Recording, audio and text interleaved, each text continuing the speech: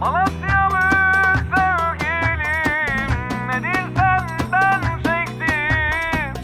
Bitsin küslük barış akle, canına can verdim.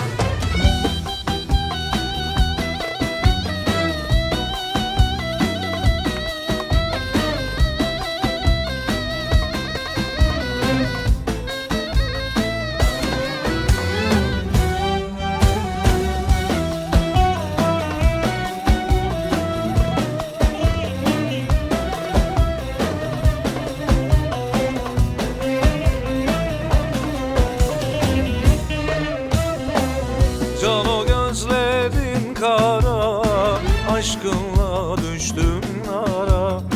Her gün içer ağlarım, yüreğim oldu yara.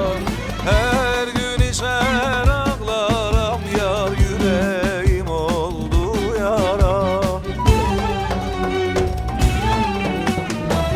Malatyalı sevgilim, nedir senden çektim?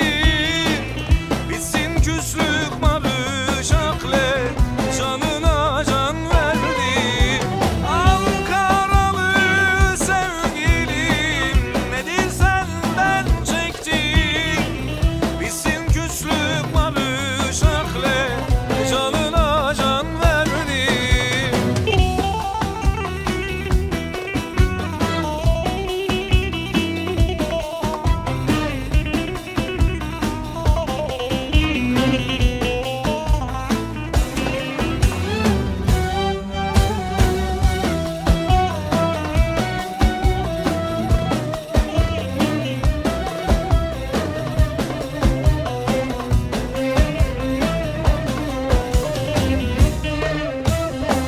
Sevdamız dağlar kadar, naz etme gel bu kadar.